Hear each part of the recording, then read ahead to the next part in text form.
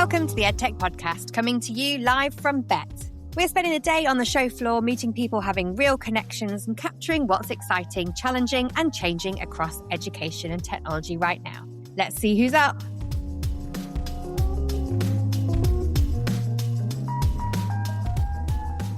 So we are here, day 2, and I have Vicky Merrick with us. Welcome to the podcast. Hi, Philippa. So good to see you. So what are you here at Bett for? What are you seeing? What are you hearing? And then I'll ask you all about what you're doing afterwards. Okay. Thank you. So what am I here at Bett for? I like to use Bett as an opportunity to reconnect with customers, reconnect with products. It's so easy to think that you're at the cutting edge of what's happening out there. But when you're in the day-to-day grind of doing your work, doing your job, it's so easy to forget that things are moving all the time. And this is such a good opportunity to just find out about that. So I was just saying before we started that I was just learning a little bit more about the curriculum value of esports. That was a new bit of learning for this morning. Absolutely. And they're coming on like every single day, month, they're bringing something new out, and they are really capturing a market that, didn't even exist 5 or 6 years. Yeah, absolutely. I mean, we can't go without mentioning the word AI. It seems to be prevalent, like a vein running through the very body of Bett this year. But what's great this year is that it's a little bit more sophisticated and how people are starting to talk about it. And I'm enjoying that. We're not just flashing this homogenous phrase AI everywhere anymore. People are starting to think more critically about it. And that's a welcome change. Yeah, I couldn't agree more. I think there's a lot more consideration for how we are deploying it, what we're doing with it. And there's less of we're using AI, but when you dig deep, perhaps it's probably just machine learning. So that's really nice to see. But I can totally agree. I think every one of our guests so far has been talking about AI and how much it's affecting everybody. So tell us a little bit about what you've been talking about here when you've been at Bett. Yeah, so I guess a particular interest for me is talking to people about some of the innovation work that I'm interested in and pilot projects that I've been doing around assessment. Assessment never gets a very good press at education events because it's intrinsically linked with accountability in high stakes environments. But I like to flip it back to its teaching and learning roots. The assessment is our vehicle for understanding whether or not the curriculum is landing with pupils. And the innovation side of the things that I'm talking to people about is learning about assessment of perhaps those subject areas or skills that aren't routinely easily assessed at scale. So if you know me, you know I come from a teaching background of the arts. You and I, we worked together once in a design technology environment. I care deeply about music, PE, those sorts of areas of the curriculum where there's a lot of subjectivity built into the process of assessment. And technology and AI, in brackets, machine learning, is now starting to give us the vehicle for assessing that reliably with validity and at scale in a collaborative way. So gone are the days of extensive, labor-intensive, time-intensive moderation standardization meetings. And quite possibly, here is the new dawn of quick, efficient, statistically reliable standardization at scale. And I'm here for it. That's incredible. And as you've mentioned, we're in a design technology background at one point and work together. It's something from my perspective, those subjects are, yes, subjective, but so critical to learners' abilities, that the things that we need now, those skills that we're looking for, the future of our students moving into the real world of the job market, these are things that they really, really need. And assessment of that is intrinsically related to the success of those subjects. So tell us a little bit about the kind of, what does that mean? Like what was going wrong that we need to move it into something that people can tangibly understand and how to assess?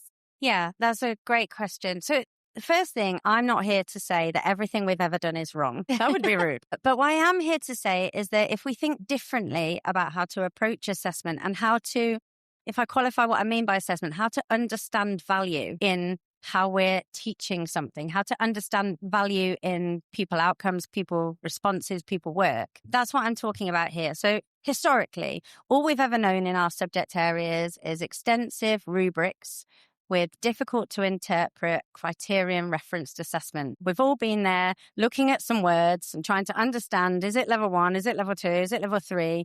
And within that level, is it a 13 out of 15, a 14 out of 15, or a 15 out of 15?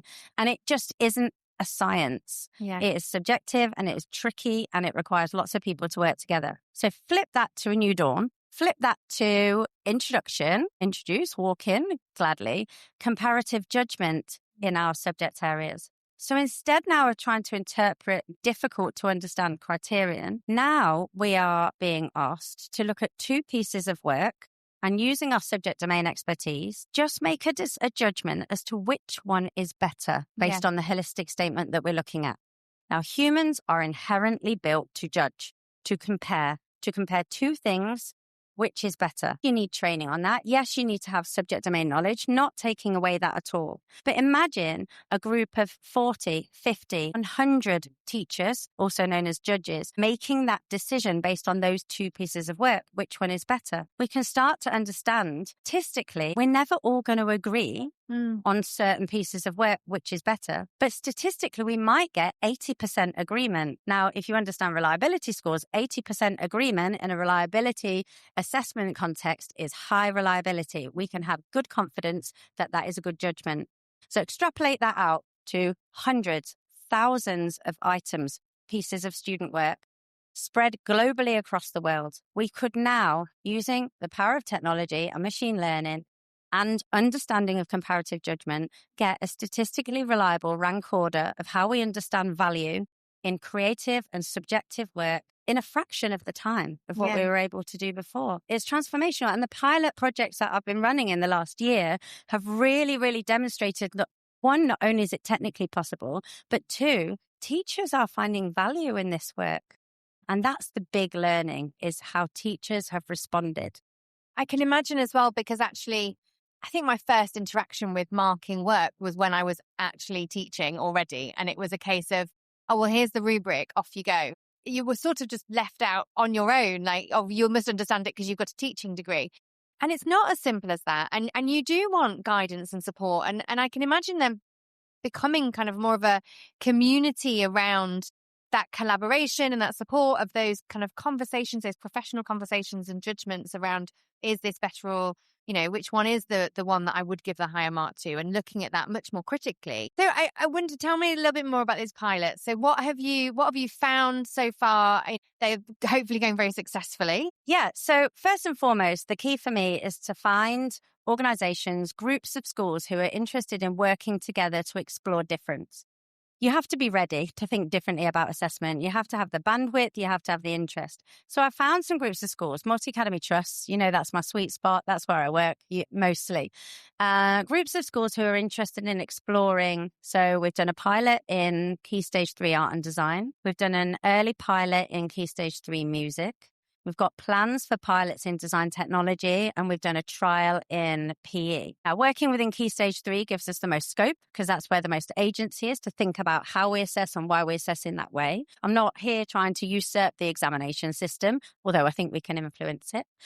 And first and foremost, things we've been doing, a perfect example is we took 2,000 pupil items in Year 7 art and design. So they all worked to the same stimulus. They'd all covered the same core components of the curriculum. So therefore, there's validity in why to assess this at this point. Within, I think it was less than an hour, we'd got a reliability score of 0.89. That's 40 judges anonymously judging work of students across, I think it was 14 different academies. And we got reliability within that time. Now, I'm happy with the stats. Reliability is good. But as you said, and you hit the nail on the head earlier, the conversations that came after that was where the true learning was. So we had teachers not debating whether or not this methodology was secure. They enjoyed the methodology. We had teachers reflecting on how much more comfortable they felt in that it was a collaborative assessment. That child's future grade, decision, whatever inference we were going to make about that child's work, wasn't reliant on them as an individual making a very, very subjective judgment. But instead, they felt so much more secure that their judgment was one of many. and that many gave high statistical reliability. Now, I loved having statistics chats with art teachers, and we can do that, by the way. We often have two sides of our brains. I loved having that chat, and I love what came out of it, because what I saw, I wasn't expecting, was it flipped into deep, rich curriculum evaluation conversations. Yeah. Oh, that's interesting. How and why did you teach it like that? We were looking at people work, knowing that we had high reliability, and evaluating our curriculum, which was an unintended consequence. Obviously, it would be my dream for that to happen, to assessment to lead to curriculum evaluation.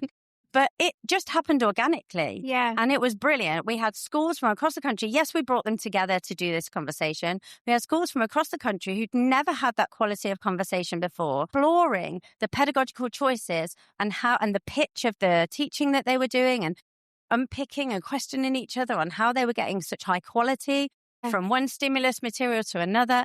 It was phenomenal. It was without a doubt the most surprising and exhilarating moment that I could just sit back and watch like a fly on the wall and say, that would never happen if we had each of those individual teachers sat alone in a room trying to interpret assessment criteria. Absolutely. That wouldn't happen. Well, it absolutely wouldn't. And the other thing to always consider, which I mean, you'll remember, as a specialist teacher, you teach almost everybody. If you're in a small school, you may well teach every single year group and every single one. And actually to have that ability to be able to see all of those students individually and really assess, as opposed to almost switching off at the assessment point, or not having that ability to kind of look further and deeper and have that collaboration. I know a lot of teachers at Key Stage 4 love that opportunity to have moderation discussions when they collaborate with other schools, because it sometimes is the only opportunity for that critical discussion. Whereas actually this is opening the doors for that to happen much earlier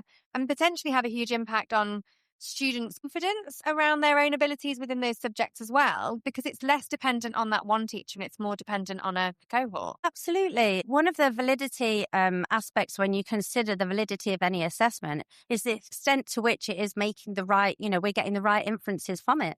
And a huge stakeholder in that is the actual pupil themselves and the parent and their understanding of how and why can we be confident that that is where I'm at. And you need to be able to see your work and how you're performing within a bigger sample. And that was creating that. The tacit knowledge that was being developed through the process of assessment between teachers, within teachers, the conversations that came from that, the ability to see how another teacher teaches the same component of the curriculum at a fraction of a second. We love Key Stage 4 moderation opportunities, but they're few and far between, and they're really, really resource heavy. And there is no other way of securing that richness further down the school if the only option is to rep or mimic what we already do at Key Stage 4, because it's just there isn't resource, time or capability to do that. No. We need teachers in the classroom with children. Now, a really interesting experiment that I'd like to run, need takers please, is to have both the teachers and the students assessing in the same way collaboratively. Because what an interesting experience to understand if teachers see value in pupil work similarly or differently to how students see value in their own work. Yeah. Now, that is an experiment I've not yet done, but I'm looking. It would be so interesting, wouldn't it, to explore? Because also I think there's a lot of sometimes negativity towards the arts and I'm not good at that. I'm not, I can't do this or da-da-da-da. Lots of that kind of rhetoric around it. Whereas actually it could be an opportunity to really level that up and bring people's confidence up and believe in themselves a little bit more around those different subjects as well. Yeah, you and I both know that when a subject is exposing as something that is performance or product based, just the very work of it, everybody can see, hear or watch. Drama is another good one. When it's as exposing as that, sometimes what you're teaching is not a skill or a component of knowledge. You're actually nurturing confidence, self-worth, perceived self-value. You're nurturing all of those aspects of what it is to grow as a human before anybody even puts pen to paper. And one of the techniques that we'll have learned over time is seeking to teach people that this is a safe space of learning, that there is nobody here who's a finished article. That just by putting the work down on paper, that is part of the learning process. And you only really understand whether it's good, bad, or indifferent, or could be improved by talking about it. If you think about going to art college, design college, the key aspect of learning was the critique, where you are exposed in front of your peers and talking about the value in your work, and they're reflecting on it with you. The sooner we can bring that down, I mean, it's the essence of oracy, right? I agree with oracy, but it has a place in these things. So understanding value through the vehicle of assessment brings another lens to oracy, to self-evaluation, to self-efficacy, to just understanding yourself metacognitively as a learner. There's so much scope for this. It's just the beginning. I'm very much looking forward to opportunities to explore this within project-based learning, within collaborative learning opportunities where it might not just be one student's work, but maybe that collaborative aspect, future-ready skills, looking at problem solving and creativity and critical thinking through the lens of this assessment methodology. It's not just about putting grades and numbers on the end of it, but it's about using assessment as a vehicle. Assessment shouldn't be performative. It should be an insight into what we do next and how what we're doing now is landing. Fantastic. In my mind, when you were just talking then, I was like, actually, also, this has a huge impact potentially for an awful lot of students who, using those more creative, intangible subjects, can understand core concepts around maths and science and things that maybe they find traditionally harder. The confidence built up between them when they're looking at those, cross-pollinated subjects where we've embedded it all and we're talking about all these different real-world scenarios and concepts and visuals, actually could also have a huge impact on the rest of the curriculum, because we're allowing everybody to understand to a great depth. They are good at it and they do understand it and they can put those things into concept. And look, these are the reasons and this is the outcome of it. And so actually, holistically, we may even see an uplift from this for all subjects. You're absolutely right. There's this false dichotomy of the skills versus knowledge, debate, which it's the same as formative versus summative assessment. And my ability, they're all part of the same continuum. The key is how you implement in the classroom and the vehicles you use to help students and teachers understand that it's not one or the other. You need knowledge to apply it to skills. You need both of those things to then analyze and interpret what you're doing. I need all of those things to then take that in and transfer that to the world as a young adult and an aspiring career path or whatever it is you tend to go on to. So this is richness. It's rich. The curriculum is there for a reason. I agree with the idea of, national curriculum, standardized curriculum. I agree with the idea of having basic expectations, entitlement for all children. But we are at the beginning of if we understand value in each of these individual components, can we start thinking more creatively about whether or not it needs to be as siloed as it is? Yeah. Absolutely. I remember teaching GCSE art and design. Without a doubt, alongside that, you are teaching history and sociological development. Yes. Without realizing that's not part of the curriculum, but you cannot teach, the modern era of art and design without talking about the Industrial Revolution. Yeah. You can't. They're one in the same. Yeah. And it's those things we can start to be a little bit more sophisticated with how we bring that further down into the curriculum and understand value. And that's what this is about: understanding value, measure what we treasure rather than treasure what we can measure. It's limiting, and it doesn't have to be like that just because it always was. It just doesn't. Yeah. So if you are a school listening, or a school group, a leader, maybe even a government who want to see things differently and are ready, because that's really important, isn't it? Then please do get in touch with Vicky. We will pop everything into the show notes to make sure that you can get hold of her. Reach out. She is here, ready to pilot and ready to make changes in the world. Fantastic. Thank you so much for being on the podcast. And great to spend time with you, Philippa. See you soon. Bett 2026 Personalised Learning Matters, because every learner is different. That's why Everway is built around a simple principle: learn your way. Everway provides digital tools that support personalised learning with consistent access across iPad, Chromebooks and Windows devices, helping students learn in ways that work for them. These are trusted tools shown to improve student reading, writing and understanding by up to 88%. And in exams, Everway helps students feel more confident and independent. while supporting schools to reduce the cost of access arrangements by 60 to 90%. It's practical support for learners and meaningful impact for educators. If you're at Bett 2026, visit the Everway team at stand SK41 to learn more. Everway, learn your way. Hi, welcome to the EdTech podcast, Mark. Please tell the international listeners and audience all about who you are and what RM does. Okay, I was a PE teacher for 25 years. Yes, I've heard all the gaps. I feel like I want to stop you right there and say 25 years. How is that possible? I don't know, man.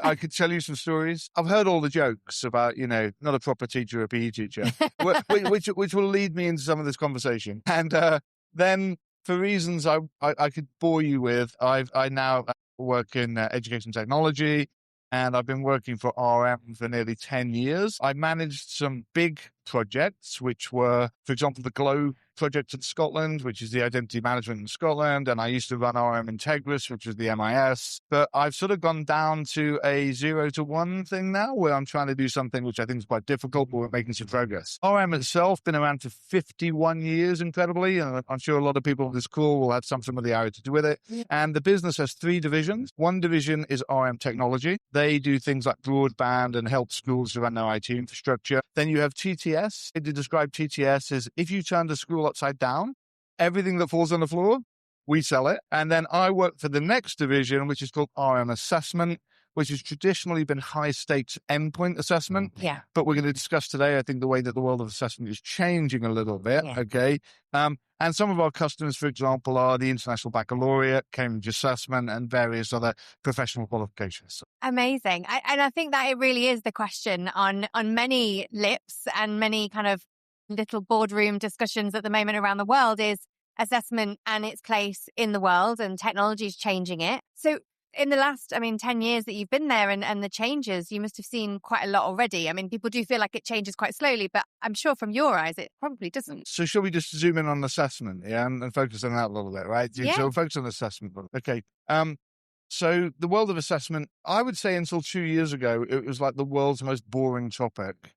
If you wanted to kill a conversation in a pub, you just sort of said, I sort of work in assessment. All right, and instantly nobody wants to know anything, right? Okay. But since the disruption caused by AI, actually now assessment is a super hot topic for various reasons. And it's a global conundrum in many ways about what we're going to do. So I can't at the moment think of literally a more exciting place to be, which is in assessment, particularly at scale, because we do a lot of work with government and people like that. Yeah. And I think if you wandered around the show here today, a lot of the products, either directly or indirectly, will be talking about assessment. Yeah, absolutely. And I think a lot of the questions around AI and what it can potentially do for education have also got that question of, well, first of all, bias and equity and things like that, but also what can we do with that data to understand our children better before it gets to that final assessment point? Yeah. So, again, if I went back a couple of years, that there was this view that you had sort of binary choices between formative and summative. And now people are, if we Venn diagrammed it, it's just much more difficult to separate those, quite rightly, because it's not the way to do it. So, you can talk about formative, interim, and summative. But if I was drawing it, it would be actually a fairly closely coupled Venn diagram now, which makes us think much more carefully, I think, around matters of curriculum and pedagogy, because, we're then going in towards issues of on-demand assessment, for example, and point-in-time assessment. And a lot of these questions are quite ethical and philosophical. The technology is not always the barrier, okay? It's more about, well, what do we want our education system to do, and how do we want the assessment to support that? So when you go internationally, there's some slight differences in that. Okay. So if you go to the United States at the moment, and I was at a 2-day event recently with a big provider, and the first day was more of a summative focus. So when they brought the guest speakers in, they were mainly from North America and the guys who deliver state assessment. So these are point in time, because they're very much into bean counting, right? Yeah. They like their beans and they like counting it.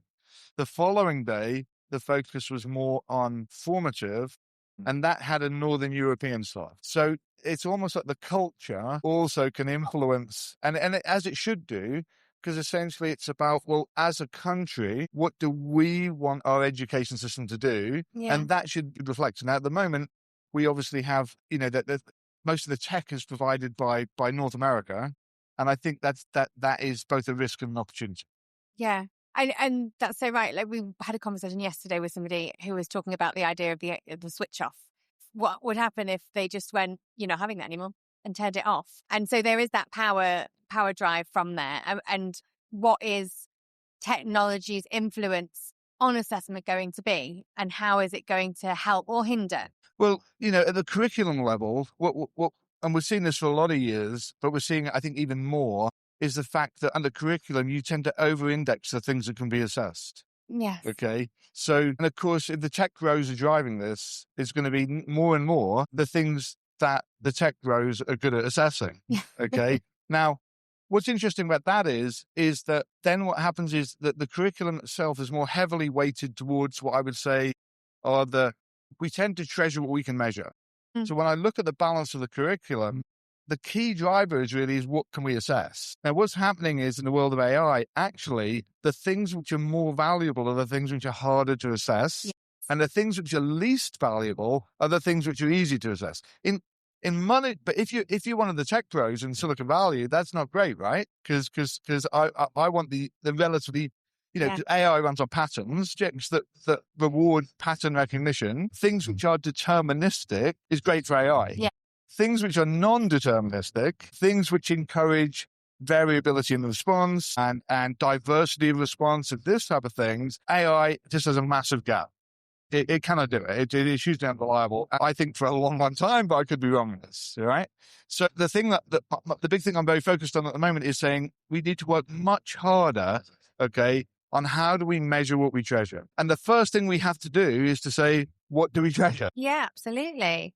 And so what are people treasuring? I mean, you mentioned that you work with Cambridge, you work with IB. What are the things that you're seeing that they are wanting to really draw out? Yeah, so we don't just deal with education. We deal in any learning environment. Education is the core. Well, it is education, right? Yeah. But so I'll give you an interesting example. I'm dealing with a large awarding organization in the city of London who run out of the walkie-talkie building, right? And they provide level 6 and 7 qualifications. So we're talking about postgraduate, really, these guys are clever people who are paid an awful lot of money. What's the problem is that they're passing the exam. That sounds really odd, right? Because what's happening is they're passing the examination, but they're returning to work and work are saying, but this guy doesn't have the skills we need. Yeah. They're passing, but it's not what we need. No. Because the exam at the moment is rewarding basic knowledge and pattern recognition. That's what it's doing. Yeah. Right? And the employer's saying, but AI can do that. What we need is the employee to be able to rock up. They're going to be faced with a pretty gnarly problem on Monday morning, which we've never seen before. Pattern recognition is sort of out the window. And we need this person to be able to help us to deal with this. And the way you're currently assessing, okay, is actually not delivering that. Yeah.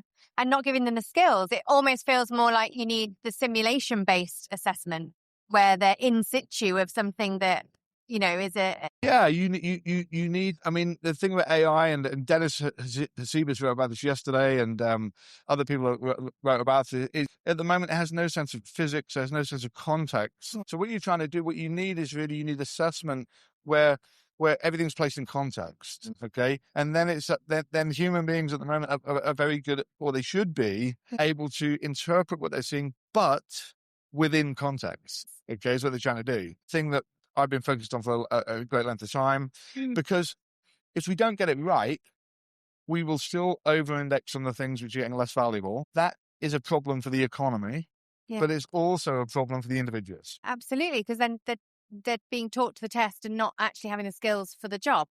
That's my hypothesis, right? Yeah. And we're constantly testing this out, but it seems, the validations I have seem to bear that out. And if we reflect towards education and these summative assessments that we put students through at Key Stage 4 and Key Stage 5, how are we seeing the change in that? What sorts of things and conversations, perhaps at a higher level, are being discussed around assessment and around preparing for exactly what you've just said is that ability to have more human thought processes and put, concepts into practice of okay, I learned knowledge, and actually to make that work and to do my job, I need to be able to do this instead. How are we seeing that kind of change? So at a system level, there's a tension between what the system wants sometimes and what it says it wants. So if we think about an examination system in most countries, certainly the UK, it sort of has three purposes, right? So number one is its resource allocation. So there's only so many seats at university, and we have to find a way which is not massively expensive and that the public trusts to be able to allocate those resources, right? Perfect, but at a massive scale, it is what it is, right? The second thing is that the system wants to control the curriculum, but it wants to do it in a way which is not obvious. So it's sort of effectively that you can teach whatever you want, but just so you know, that's the exam. All right. So it has some sort of control over the curriculum. All right. It wants to be able to do that. Okay. And the third thing is it needs to, in some way, demonstrate cost-based accounting. What I mean by that is that when Bridget, for example, who I don't know personally, but when Bridget walks into the Treasury asking for money, there's a good chance she's following the roads minister. And the roads minister is going to say, if you give me £100 million, well, I'm going to build that bridge and it's going to bring in 150 million. Now, the Treasury running their spreadsheets, that makes sense to them. The value that education delivers is sometimes quite hard to articulate in that regard, but you will hear a lot of the time that people try to do it and they'll say, well, if we had a more skilled workforce of doing this much money here. Yeah. And that again can affect the assessment system, okay, and how it's done. So you have this sort of tension and I get it, between the need for the system, but then the deep pedagogical care and everything that we have down in schools. Yeah. I think one of the things that it kind of gets me there is that, you spoke about, there's only so many places at university level. And there's obviously, so in my mind, yes, the investment's long-term in terms of governmental, but we know that if we invested in it in the right ways, that would have an impact. And yes, it might take 10, 20 years, but actually that outcome is, if no one starts it, we'll never get there. And so we kind of keep going backwards on ourselves. But if I come back to kind of those places in university, it just always feels a little bit unfair that the benchmarks, I guess, almost ultimately have to keep moving to only allow that many people to get through. So our systems and students can be getting better and more able, but our system will always stop them. It's sort of like a theory of constraints, right? It's that these constraints are real at the system level, okay? And I think when I was a teacher for 25 years, it's almost like the goal. You're trying to marry up the goals that the teacher has at 9 o'clock on a Monday morning with the goals that the system has, okay? And oftentimes they feel quite different.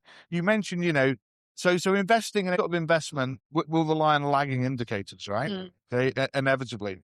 The lagging indicator on building the road, for example, to a bean counter might look more attractive to you walking in there going, well, honestly, 20 years' time, you're going to get your money back. In 20 years' time, honestly, this is going to be tremendous. And this comes back a little bit again to the way that government is organized, I think, and just how powerful the Treasury is, I think. Because nobody wins an election on education, but you can lose it. Absolutely. And I guess that's probably the other part of this that's a tricky bit of the puzzle, that actually every single government that comes into power will have a different... Exactly. They got 5 years. And so what can you change in 5 years? Nothing. And so then ultimately the question goes back to that bean counter going, well, they might only be here for 5 years, so no, thank you, I'm not investing in you. And I haven't worked in the civil service at that level, and, I talk to different governments. I mean, some governments have a different approach, right? I'm dealing with a government at the moment that does have essentially like a 10-year funding cycle for education, right? Okay. So they haven't completely taken it out of politics, but the political cycle, I believe, is 5 years, but the funding is 10. Yes. Okay? Which makes it a little bit more sustainable. Which means that so curriculum change, for example, right? If you want to change your curriculum, okay, and you probably want to change your curriculum. So Becky Francis, I think, got to where she got to quite rightly, but because of the boundaries and the constraints, right? Yeah. Okay. If you said to Becky, great news, you've got 20 years to change the curriculum, you get a different result, right? Yeah. Okay, I think. But, it's the political cycle, I think, that drives it. Yeah, which it feels like such a shame, and maybe that's the bit that should be removed, maybe for the political cycle then. Although I'm sure that would bring a whole host of other reasons for it to be difficult And anyway. just for clarity here, I'm an ex-PE teacher who builds a bit of software, right? I'm not, I'm just making some observations that I've seen here, right? No. So if anybody's listening to this and you are a political scientist, please bear with me. And I think you're probably dumbing it down slightly as just a software developer.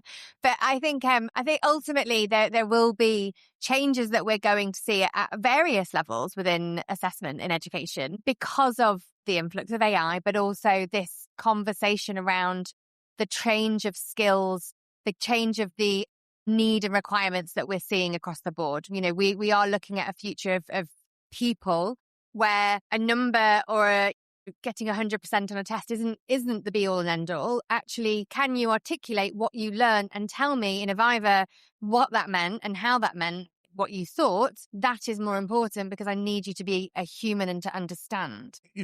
What's my view? So if we go back to the example I gave earlier about the guys in the City of London, okay, why are they changing their curriculum? Why are they changing their assessment? It's because it affects the bottom line. That's what happens, okay? If you're assessing people and you're sending them over to the bank over in the corner, and the bank over the corner is saying, this person is not what I need and it's affecting my bottom line, I can assure you the curriculum changes very quickly and the assessment changes very quickly, all right?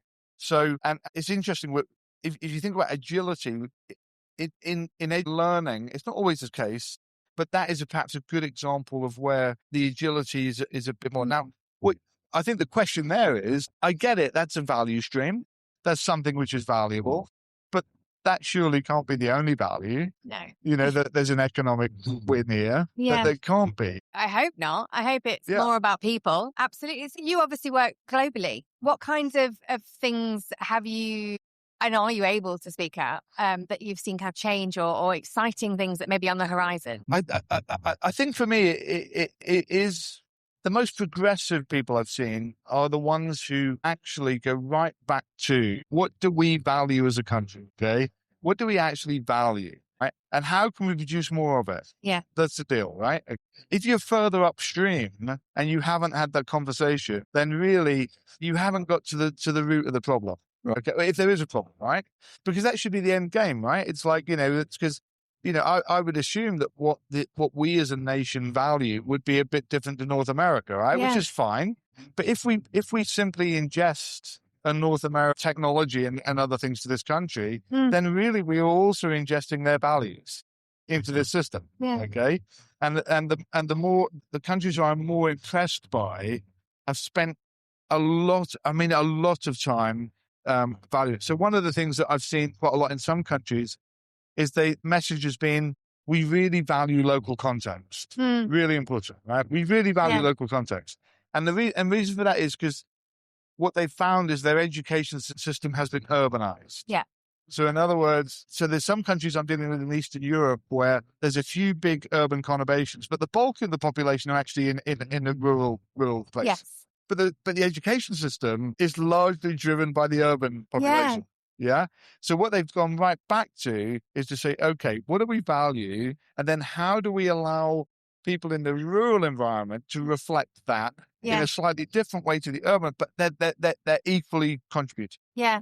Which is vital because there's an awful lot of countries I work with that are like that are, like you say, are based on that kind of where most of the tech is, most of the investment, most of the kind of higher earners live, etc. And actually then it's a very unequal opportunity for those more rural areas that are less connected. So a good example of that is if you have a large indigenous population, which is superseded by a so we can think of countries like Australia and New Zealand, these sort of places, perhaps. Okay. And again, these I'm not in any way evidence of this. I'm just pontificating a little bit.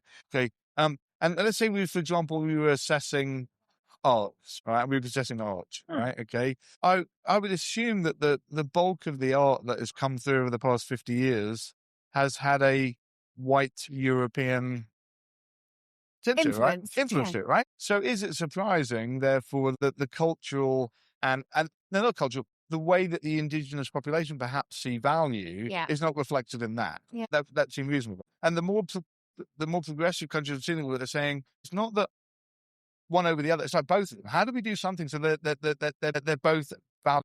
Yeah, and that they're both reflected in that culture as well. Yeah. They're both, and the assessment system, that's a challenge. So there's a lot of talk at the moment about AI and the inherent bias it has. You know, well, it will have bias. Yeah, it's going to have it. Okay, you know, and I think even the people producing these foundation models will recognize that, and that's not necessarily a problem, but not being aware of it, I think, can be the problem. Yeah, absolutely. But I do agree. I think what I see a lot of more recently working with governments and working with school groups as well and edtech companies is that awareness that we can't just plonk ourselves into that country as a UK or a US or wherever product. And we do need to bring much more of a diverse understanding and awareness and values from that place and that country so that we can support learners to understand more about themselves, to have more of a belonging sense so that then they're able to connect more when it becomes. So that's very interesting in terms of like being a supplier. So, you know, it can't always be the case, right? But a lot of the times your starting point should be, so what do you value and what problem are you trying to solve? And a lot of times you'll go there and you'll just get blank. Yeah. It's like, no. What do you value? What problem are you trying to solve? Yeah. And then when you're building your software, you should be trying to make it highly configurable. Yeah. All right. So you can say, well, okay, here's the software. Okay. But you can now configure this in a way which is right for you because you're the domain expert. Yeah. Okay? I think if you take that sort of approach, you're more likely to do. Yeah. Yeah, absolutely. And I think it allows more connection as well, ultimately, which within assessment is also really vital because it helps people to be able to understand it to a deeper level and connect to it more so that they can excel. Well, I think. So what am I saying? I think if you talk to teachers, right, they are all in on the pedagogy. They love it. They love it. Next to that, they're all in on the curriculum. They're all on the curriculum. But the assessment just seems hard. It's just hard. All right. Okay. It's just hard. But the thing about it is that the assessment will wash back to the curriculum and the pedagogy. So part of the job as well has to be to give some sort of empowerment and make it easy down to that level where when we're considering making change to our school, we're equally as confident about talking about the assessment as we are about the curriculum, we are about the pedagogy. Yeah. Okay. And there's a lot of, when I came into the assessment world, you know, there's just a whole heap of layers of terminology and stuff. And I'm the type of guy who just continues to ask why. I don't understand why you're using that long word because I don't get it. You know, the word psychometrician is still a word which I just, you know, I'm sure. But it's vital within assessment. This is it, right? Okay. To all my psychometrician friends out there, please, I'm not rushing, but it's just a good example, I think, of a word. If you went into a school and you spoke to an average teacher and said, hello, I'm a psychometrician. Yeah. Okay. I'm not sure that's. Absolutely. Help, right? In the same instance, I think my husband laughs at me because I use the word pedagogy and cohorts. And so when he's pretending to be a teacher and have a teacher discussion and mimicking me, those are the two words that he uses in a sentence. Words matter. Amazing. So obviously at Bett, though, aside from assessment, what else are you excited to see or who are you talking to that's going to be of interest? To be honest, I was here yesterday and I was just back to back talking to various people. So I haven't actually seen much of the show at all, to be honest. Yeah. The things I'm looking out for is to see how far things have progressed along the SAMR sort of in assessment. It's difficult because you still get a lot of stuff which is effectively paper behind glass. And the challenge is, well, can we move further along this route? So I'm interested to see whether that is in fact happening because it's really hard. It's really hard to move further up. So that would probably be my thing. Amazing. That's wonderful. Thank you so much for your time today, Mark. It's been wonderful speaking to you. And I know that our listeners are going to really enjoy it. So thank you. Thank you very much.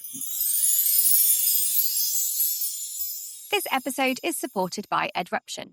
Edruption works with schools, trusts, governments, and education organisations to design inclusive, accessible, and sustainable digital systems, moving strategy from paper into practice in ways that genuinely work for people. From digital audits and 360 reviews to coaching for digital and AI leaders, governance frameworks, and safeguarding first implementation. Edruption helps organizations build and refine digital ecosystems that are secure, purposeful, and future ready. Not only that, but they're Canva trainer partners too, supporting schools to embed creativity, accessibility, and consistency at scale. Not as add-ons, but part of everyday life and inclusive practice.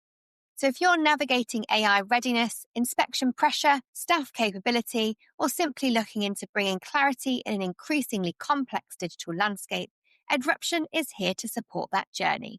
Explore their work at edruption.com, empowering change and meeting you where you are. Hello, Nici. Welcome to the EdTech Podcast, Bett Partner, Day 2. How is Bett going for you? Oh my goodness gracious me. We're at day 2 already, which is quite nice because you can see the end. It's tomorrow, but also you're like, it is the end coming. I can see it coming and I actually don't want it to stop. So I'm going to tell you, yesterday I was really pleased about 2 things. Number 1, my feet lasted all day. I've worn the best trainers ever. So many people were complaining about their feet. Mine were in and on it. Yeah, you got to wear your trainers, haven't you? And I also managed to feed myself. Oh, yeah. Yes. I forgot that. I ended up getting a vegan sausage roll, which I would say was more delicious than I thought it was going to be. But I just wish it hadn't been called a sausage roll because you have expectations. Yeah, you do. You don't name that thing. Yeah. And then you'll be fine with it. Yeah, my lunchtime was basically the shortest queue and also the only thing they had there. They had sort of a really great neurodivergent kind of accessibility board. It had 3 colours. One was fish, one was meat, one was vegetarian. And I just went, what have you got left? And I'll have that one. Thanks very much. Awesome. That reminds me of I used to teach food tech and the cooking boards of all the different colours. Like, right, okay, what can I chop on? Yeah, I'm Amazing. so good with colour. Give me something with colour and I'm going to pick quick. Awesome. And that really links me nicely into tell everybody all over the world, because you have people everywhere listening, what do you do? Okay. Gosh, this is, yeah. So I am obviously Nici Foote and I work with digital inclusion and accessibility, really looking at how we can level the playing field with great tools for all of our students, both in the mainstream SEND space and also in that specialist SEND provision. I work with, generally, I've been working a lot for the last 4 years with schools, trusts, tech providers, and that kind of thing. But recently, I've been working with parents.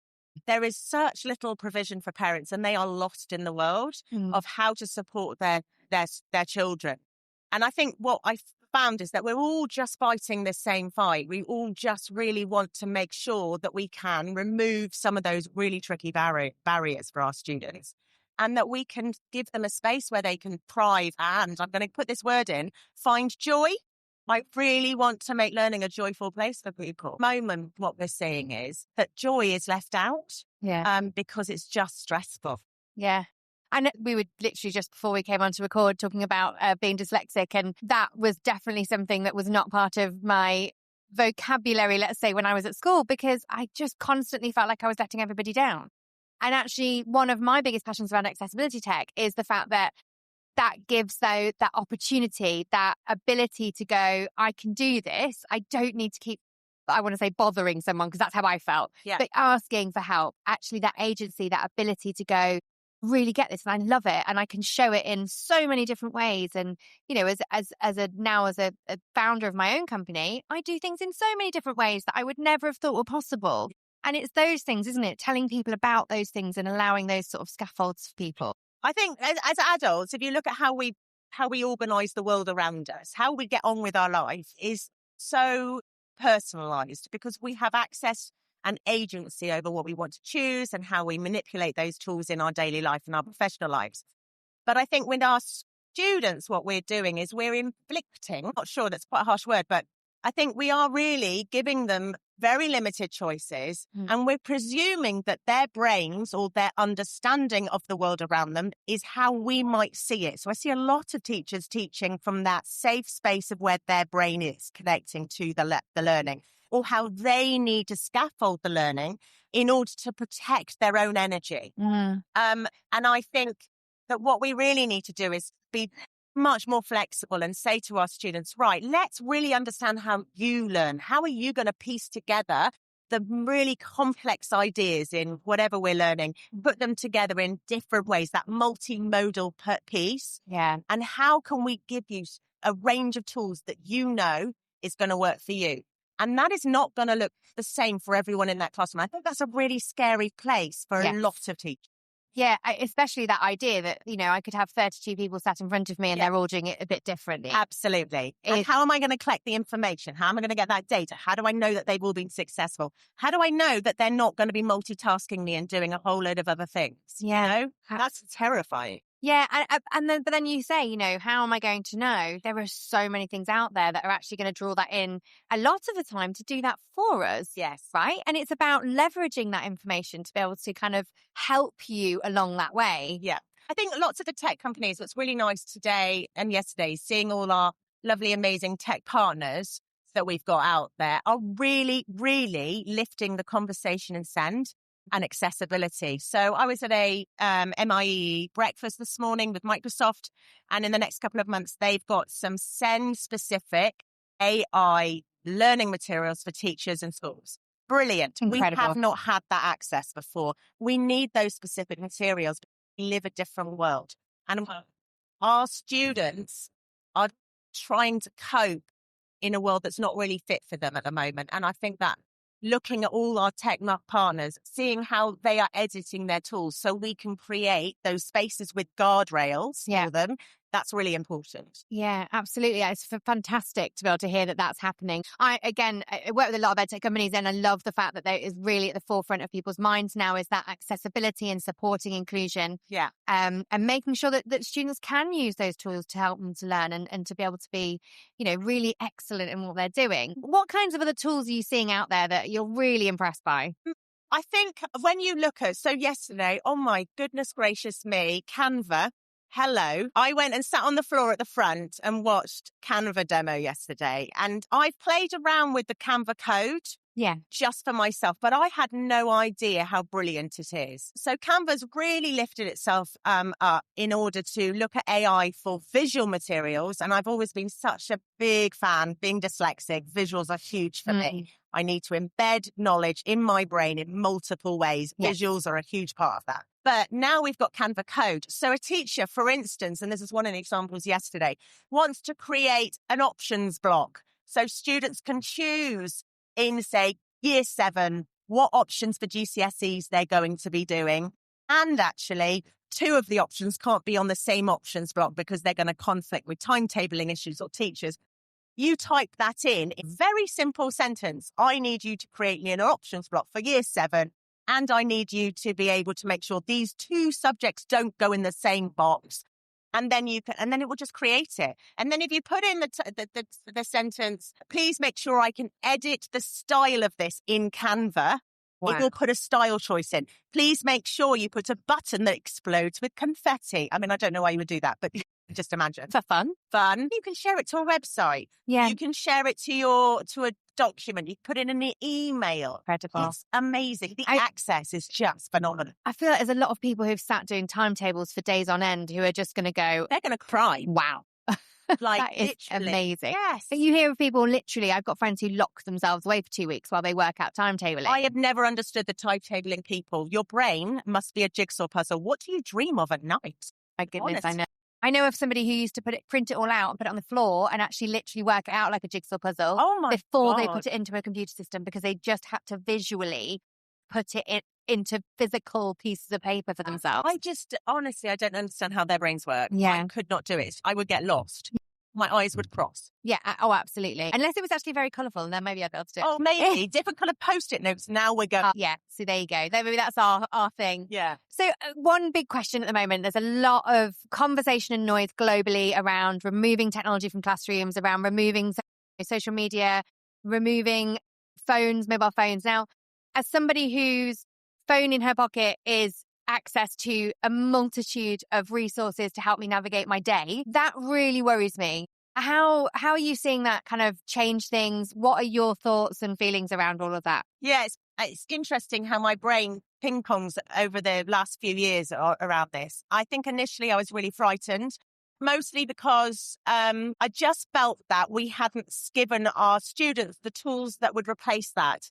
So if you think about our students, for instance, who do need those extra tools in order to access the accessible world that they live in at school, have we provided something else? To be honest, I don't think our students use their iPhones in the same way you and I do. I know my children don't. I've got a 20-year-old, an 18-year-old and a 17-year-old, and they are all absolutely unable to use their phones for anything but Snapchat and delivering, as far as I can work out. That's it. So I think the conversation, when I've seen the pouches, I spoke to Yondel yesterday, I had a lovely, lovely lunch with, randomly, a lady from Yondel.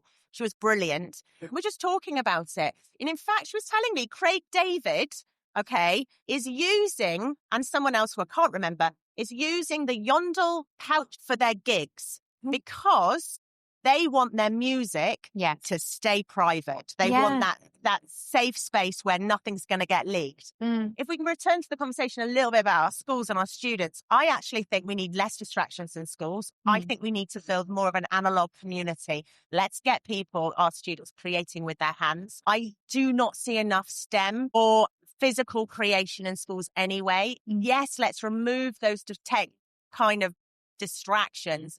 But also, as another conversation, what are we putting in place so that our students can really learn to be using our digital responsibly, usefully, purposefully, authentically? And as you say, there's that gap, isn't there, of are we teaching them how it's a tool and not just a resource for information?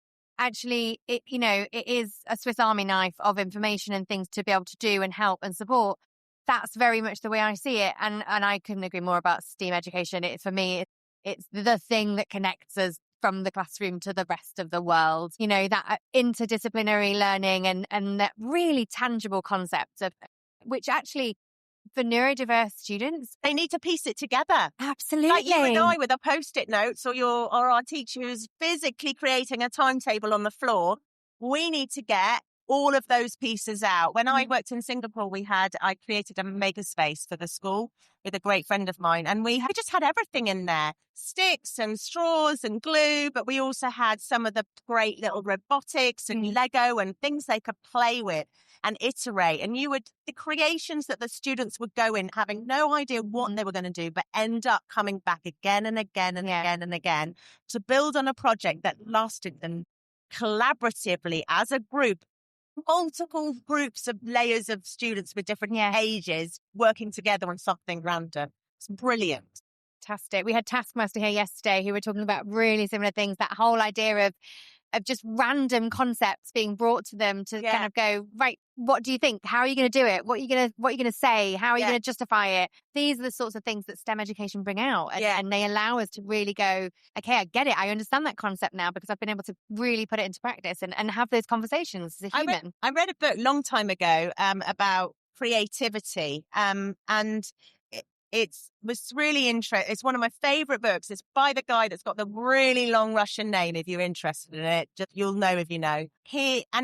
Einstein he would section his life where he would go down a rabbit hole of something really mathematical or sciencey, and then he had to come out and he would take some time and he would go and explore art, or he would go and explore all these different things. And then he found that they just came together. Like he started to make connections that he hadn't thought of before. And I always find that story really interesting. And for me, that's what we need to provide for our students, where they can make the connections, multidisciplinary connections around their ideas and really look at concepts in a different way. And it's that ability to take yourself away from something that allows you to then fuse those different neurons together to do it. Yeah. I know that I read a book a long time ago around the kind of getting outside and walking. And I found that, I run and I don't run fast, but I run or I walk, and I find my best ideas Me too. come together because of that process of all of a sudden I do something I'll see and I'll go, that's the thing that brings those things together. And then that's when the ideas happen. I, then find myself trying to make as many notes as possible before I totally forget my idea. But it's those things. And actually a lot of our great inventors and musicians and things, they had that balance of creativity as well as those kind of, I want to say those traditional core subjects of science and maths and things. Yeah, absolutely. You're so right. I do the same as you. So if I'm stressed, I get quite overwhelmed. So I have ADHD and dyslexia, which is just sort of my brain is constantly fighting each other, different portions of it. But if I'm stressed, what I'll do is, in order to work out what I need to do and the structures, I cannot break a task down into micro bits. Yeah. I've got to go and walk. So I've got a lovely dog who I'm training up to be a therapy dog in schools, by the way. Bao Bao is the queen of therapy. Love that. And I go and walk her. And I have Otter, which is my best tool I use in order to just capture my conversations. And I'll just talk to myself. Yeah. And it just starts to flow out. And once I've released that, for some reason, it just all fits together. But it's that release, it's that exercise, it's that energy and just moving your body in different ways. It really is. And it's scientifically proven that we'll pull things out from our memory because of the movement and actually link them back together. And I think it's so important. I mean, it brings me onto a whole other subject that I think we could, I'm sure, talk about, which is about movement in the classroom. I have a school that I was working with last year who had decided that students couldn't move for a 40-minute maths lesson in primary, not get out of their seats. And for me, that was a really challenging conversation. That is absolutely crazy, especially at primary age. I mean, I think horrifying that we did that at secondary age as well, but especially at primary age when fidgeting and moving and wiggling and fidgets. I've got a little necklace around my neck that my great friend Nicky Hamilton gave me, and it is a fidget necklace, so I can twiddle it. Isn't it? Yeah, I've seen the rings that you can get. I love it so much because I'm such a twiddler. Yeah, and I love a doodle. Like, I'm a big doodler. Like, it can be the most random thing, weird shapes, swirly bits and patterns. And often, I remember as a middle leader in a school in the UK, I'd often get people say to me, stop doodling, stop doing that. And I'm like, well, no, because actually I'm focusing on that helps me focus on what you're saying. Yeah. And then I'm processing it and then I can answer a question or ask a question. Whereas if I just stare at you, I actually find that really hard. So I went about 4 or 5 years ago, I did a diploma in coaching at Cambridge University. And they literally thought I was the weirdest human on the planet because there was all these really sensible humans sitting around on a chair. You're expected to sit there all day processing information. And I got my Post-its, I got my coloured pencils and pens out, and I sat on the floor with my crossed legs. And they were like, I was taking photos of things, I was documenting things in different ways, posting on Twitter. And by the end of it, I had like 5 or 6 of us were all doing it together. And I think it was hard at the time because I felt like such an idiot, but I could not process unless I did that. I couldn't sit and just listen. Absolutely. And I think that is the same for lots of humans, as you put it. Humans. I am a human, by the way. Exactly. This is not AI generated. Amazing. Right. We are coming to the end of our chat, but what is it exactly that you are hoping that you might find or see, or is there anything amazing that you've seen that you want to share on the pod from Bett? Yeah, I really want to. My big problem I'm trying to solve at the moment is I want affordable resources for SEND education, mainstream, some special education, but mainstream. The biggest problem I'm trying to solve for my students and my teachers is we have students who are being moved out of the mainstream classroom into a room, provided all day long by a TA who is supporting their needs. And what we need to do is to be able to level up our TAs. That is our missing link. They are a winner chicken dinners. I love that community and I need to find resources for them that can lift that community up. But also, how can we support those structures? What are the affordable pieces that the tech... Things are getting expensive and we need to see what can we provide that's really going to support that group. Amazing. Well, do let us know when you find them. I'm sure that they will be here somewhere in Bett, or someone listening will be able to give you a hand with that. I hope so. Get in touch with me. I would really like to work with partners who want to work with in that. That's amazing. Thank you so much for your time today, Nici. Oh, thank you so much. Absolute pleasure. Natural pleasure. Thank you.